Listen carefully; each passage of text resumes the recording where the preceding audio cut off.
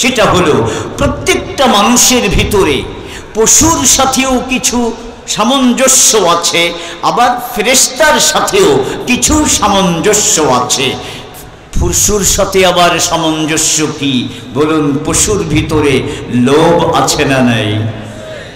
পশুর ভিতরে লোভ আছে, আছে। পশুর ভিতরে কামরিপু আছে না নাই? আছে, কামরিপু আছে। লোভের কারণে পশু হালাল হারামের বাজ বিচার করে না, পশু যা পায় তাই খায়, ঠিক না বে ঠিক?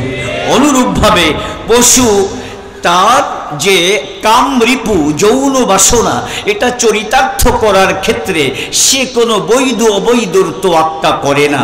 সে যাকে সামনে পায় তার সাথেই তার যৌন সম্পর্ক স্থাপন করে। বলুন ঠিক না বে ঠিক? এইগুলো হলো পশুর রিপু, এগুলো পশুর স্বভাব। এই স্বভাব মানুষের ভিতরেও আছে না নাই? আছে। আবার তার ভিতরে ফেরেশতার স্বভাবও আছে।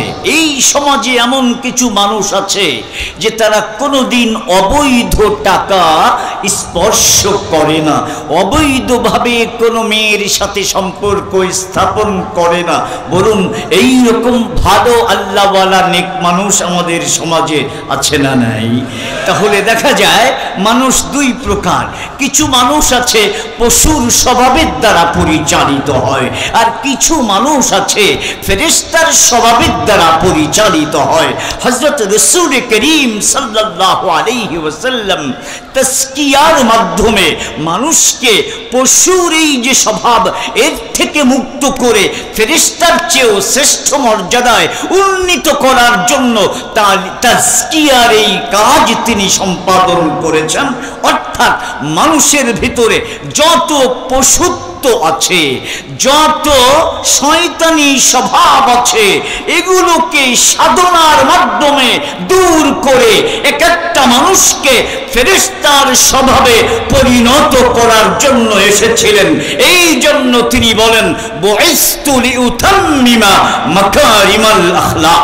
এই যে চারটি কাজ নবী করেছেন, নবীর যুগে তিনি যখন চলে যান পৃথিবীর থেকে, আপনারা জরিপ করে বের করেন, এই যে 1.5 লক্ষ সাহাবী যারা গোটা জাজিরাতুল আরবের ভিতরে বিস্তৃত ছিলেন, এই সমস্ত সাহাবায়ে কেরাম প্রত্যেকেই কোরআন তেলাওয়াত করতেন, প্রত্যেকেই কোরআনে আল্লাহ পাক আমাদের কি কি হুকুম দিয়েছেন এগুলো জানতেন, এবং প্রত্যেকেই সেগুলো মানতেন, এবং প্রত্যেকেই পশুর স্বভাব ত্যাগ করে ফেরেশতার স্বভাব গ্রহণ করেছিলেন।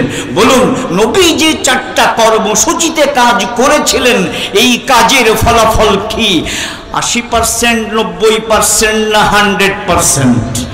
জোরে বলুন কত পার্সেন্ট? 100%। তাহলে নবী যে কর্মসূচি পালন করতে এসেছিলেন, এই কর্মসূচির মাধ্যমে তিনি 1.5 লক্ষ সাহাবায়ে কেরামকে যখন তিনি গড়ে তুললেন, প্রত্যেকেই ফেরেশতার স্বভাবে পরিণত হলেন, পশুর স্বভাব তার থেকে দূর হয়ে গেল। এরপর ফলাফল কি হলো আপনারা একটু দেখুন। নবী যখন প্রথম কোরআন নাজিল হয়, ইকরা বিসমি রাব্বিকাল্লাযী খালাক, গারে হেরায় তিনি ছিলেন, তখন তার পায়ের নিচে মাটি ছিল না। গোটা আরবের মানুষ তার বিরোধী ছিল, তার বংশের মানুষ তার শত্রু হয়ে গেল। তারা সকলেই কোরআন প্রচারে বাধা দিল, তারা কালিমার প্রচারে বাধা দিল। এমন অবস্থা হলো 13 বছরের মাথায় তাকে হত্যা করার জন্য তারা চক্রান্ত গ্রহণ করল। আল্লাহ পাকের নির্দেশে তিনি মক্কা ত্যাগ করলেন, মাতৃভূমি ত্যাগ করলেন, আত্মীয় স্বজনকে ত্যাগ করলেন, জমি জমা ত্যাগ করলেন, সব কিছু ত্যাগ করলেন, কিন্তু কোরআন ত্যাগ করলেন না, আল্লাহকে ত্যাগ করলেন না, কালিমাকে ত্যাগ করলেন না। আল্লাহর জন্য সব ছাড়তে হলে সব ছাড়তে হয়, তবু আল্লাহকে ছাড়া যায় না, তবু কোরআনকে ছাড়া যায় না, তবু ঈমানকে ছাড়া যায় না। আমাদের নবী এবং তার সাহাবায়ে কেরাম এই দৃষ্টান্ত স্থাপন করলেন। এরপর চলে গেলেন মদিনায়, সেখানে মাত্র 6 থেকে 8 বছর কাজ করলেন। করলেন। এই 8 বছরের পর আবার তিনি মক্কায় ফিরে এসেছেন।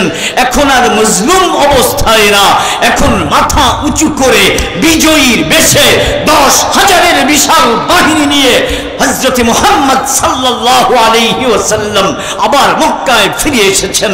অল্প কিছুদিনের ভিতরেই গোটা জাজিরাতুল আরব সবাই ইসলাম গ্রহণ করেছে। আগে তাদের পায়ের নিচে মাটি ছিল না, কিন্তু যখন কোরআনের ভিত্তিতে একটা জাতি গঠন করলেন, আল্লাহ পাক নবীর জীবদ্দশায় গোটা আরবের শাসন ক্ষমতা নবীর হাতে দান করলেন।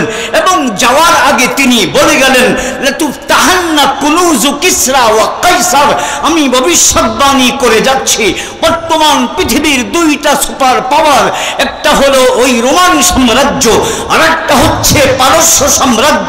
ও আমার সাহাবীরা, আমি যেই শিক্ষার উপর তোমাদেরকে রেখে গেলাম, এই শিক্ষার উপর যদি অটল অবিচল থাকো, তাহলে রোমান সাম্রাজ্য এবং পারস্য সাম্রাজ্য ওই সিংহাসন এবং তাদের সমস্ত সম্পদ আল্লাহ পাক তোমাদেরকে গনিমত হিসেবে দান করবে।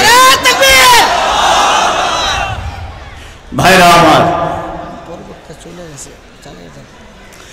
আল্লাহ তাআলা দান করেছেন না করেন নাই? বলুন, দান করেছেন না করেন নাই?